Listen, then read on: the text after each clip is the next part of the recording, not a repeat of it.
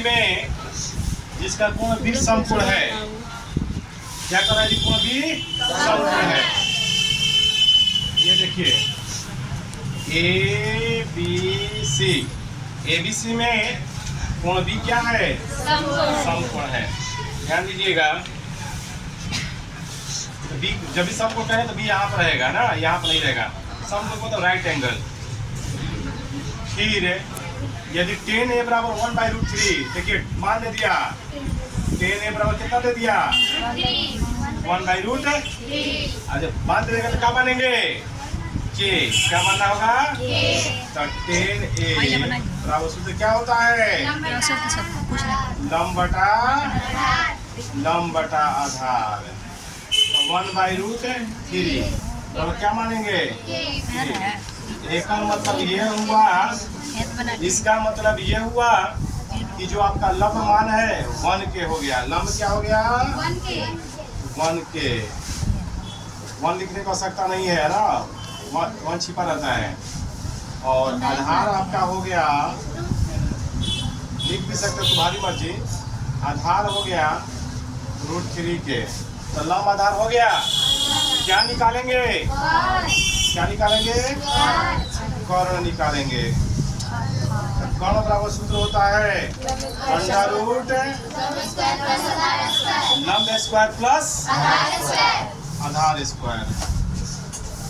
तो लंब का मान है 1k स्क्वायर, आधार का मान है 3k स्क्वायर। अब हम क्या करेंगे कि लिखेंगे कर्ण बराबर 1k स्क्वायर है, तो लिख देंगे 1k स्क्वायर। ठीक, रूट स्क्वायर से रूट खत्म हो जाएगा, स्क्वायर से रूट खत्म हो जाएगा, बच गया क्या? 3 और k स्क्वायर, तो हो जाएगा 3k स्क्वायर। या 3 के स्क्वायर है, के स्क्वायर कितना होता है? 4 के स्क्वायर, 4 के स्क्वायर। या कर्ण बराबर 4 का स्क्वायर रूट यानी वर्गमूल निकाल देंगे 2, और के स्क्वायर क्या होता है? k। तो कर्ण का भी मान मिल गया। अब इसको दो चीज हमको ज्ञात करना है। क्या ज्ञात करना है जी? क्वेश्चन में क्या ज्ञात करना है? Sine A cos c plus cos a sin c, यही ना है? तो sin a बराबर सूत्र क्या होता है? लंब बटा कर्ण। इसका cos c का आधार बटा कर्ण, आधार बटा कर्ण। फिर cos का भी, इसका भी वही होगा, आधार बटा कर्ण। साइन का भी वही होगा, लंब बटा कर्ण, लेकिन मान सबका अलग अलग होगा। सुनिए तो देखिए, तो ये बताइए एक के लिए, अब यहाँ पर ध्यान दीजिएगा, यहाँ पे लिखा है ये जो है आपका लंब 1k है, चलिए 1k, आधार का मान √3k और कर्ण का मान निकाले हैं 2k। तो एक के लिए लंब क्या होगा ये पहले बताइए। एक के लिए लंब है, यहाँ पर ध्यान दीजिए, एक के लिए लंब कितना होगा? √3k। कर्ण क्या होगा? 2k। पूरा आधार के लिए, और c के लिए आधार क्या होगा? तो c है ना, तो सामने वाला तो लंब होगा, तो आधार कौन हो जाएगा? ये वाला रूट, और कर्ण क्या हो जाएगा? इधर भी वही काम करेंगे।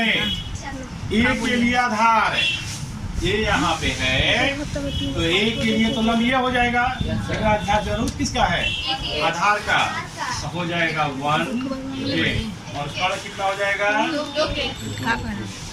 सी के लिए लंब है, तो सी के लिए लंब हो जाएगा ये 1k, नहीं कर्ण हो जाएगा क्या चीज?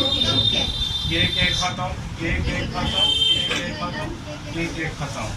√3 से 3 से क्या हो जाएगा?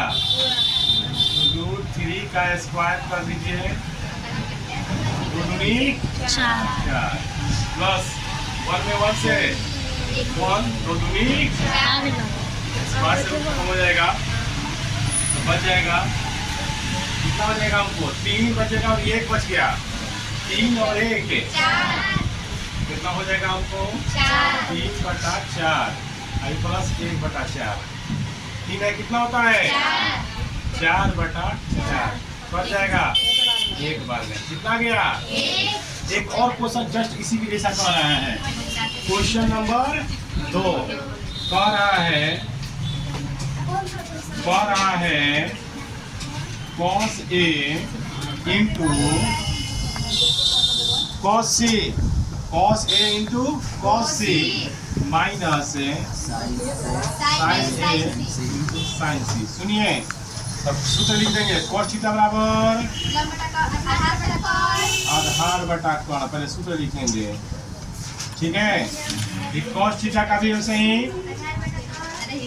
आधार बटा कोण है sin थीटा का लंब बटा कोण और sin C का भी लंब बटा कोण है। चलिए अब हम क्या करेंगे ए के लिए आधार क्या होगा ए के लिए बताइए ये है इधर सामने कौन है इधर लंब हो जाएगा सामने वाला हमेशा लंब होता है जरूरत किसका आपको है आधार का तो आधार हो जाएगा 1 के